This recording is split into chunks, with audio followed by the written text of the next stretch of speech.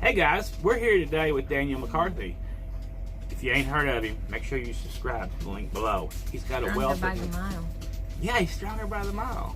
Every mile, he's rolling up. But he's going to tell us about the process of getting your authority and the things that he's learned along the way on doing it. Okay, Daniel, tell us about your experiences. It's a horrible experience. Don't do it. No, I'm just playing. Getting my own authority was an absolutely great experience. The way that I went about getting it is, I guess you could say I cheated a little bit because I didn't do it all myself. Due to time restraints on needing to have it done, working while it was getting done, I went through OIDA, Owner-Operators Independent Drivers Association, and they handled everything for me. But looking back, knowing what I know now, it's absolutely easy to do yourself. You can go to the FMCSA website. It's $350. You can get your DOT number and your MC number. I think it's right around $350. Don't quote me on that because I didn't do it myself and it's been a long time ago. But I spent a total of about $700 going through OIDA, and they did everything for me, so it was completely easy. It did take about 3 weeks for it to go active, 3.5 weeks. They will tell you 4 weeks.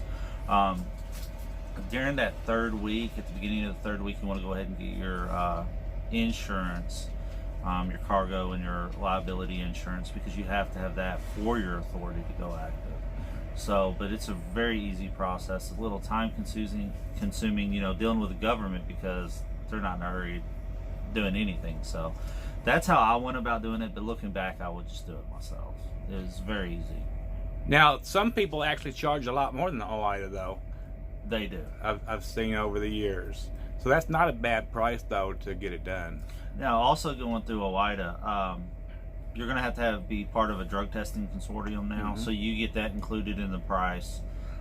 Your drug test, I believe, was included in the price, and they've got a whole lot of other stuff that's included in that price that you get at no charge for doing that, and it's worth it. It really is worth it. If you don't know how to do it, you've never done it before, you've never dealt with the government, it's a good way to go. And don't go out here and go with a company that's going to charge you, $1,200, $1,500, $2,000 for something that you could literally do yourself for $350, $400. A lot of people don't realize how easy it actually is. It's really easy. You can when you go to the FMCSA webpage and you apply for your MC number and your DOT number, you literally get those numbers that day or the next day, and it's just a waiting period. What was it called? A contest period or something like that. Then you have to wait the 3 weeks to 4 weeks for it to go active and get your insurance. But it's easy. It's very easy. It takes 30 minutes to fill out. And how have you not after the process, once you started running your own loads, how was the learning curve on that? The learning curve for me wasn't too bad because I came from Landstar, so it's basically the same job, just without Big Brother watching me. There was a little bit of a learning curve. I had to learn how to fuel differently, going from a Freightliner to the hood truck, so the fuel consumption, not idling as much. Learning the lane rates was a little bit of a learning curve. With Landstar, they post the shipping rates, and then you got to deduct their expenses and all that good stuff. In stepping out on my own, it was actually, the learning curve wasn't bad. I don't even know how to explain it really, but it was a quick learning curve. It didn't take me long to learn how to deal with brokers. That was the hard part, was brokers. Learning to negotiate And learning not to go off on them. Negotiating is a really hard thing to do. People may not realize it, but you feel like you know what you need, but you know what you want also.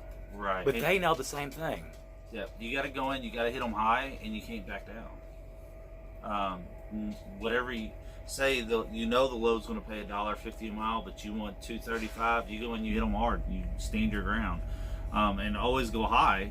Because that way, say you want $2.35, hit them at $2.50 a mile. So that way you can come down, you can meet in the middle, and that's one of the things that it's hard to that was part of my learning curve, because I don't like to be rude to people. I don't like to be firm. And they almost always will move. Almost always. Unless they're just totally honest and they ain't making nothing off of it. Yeah. And sometimes they will go and hurt themselves to move a load just to stay active with a shipper. Right. Absolutely. But you just got to stand firm with them, because if not, they will tell you it's $1.05 a mile for 3,000 miles. What are you doing? I made a friend today, guys. You sure did. Well, there's so many different different topics we could cover with this. Mm-hmm. You know, I guess we shouldn't all lump it all together in one video, though.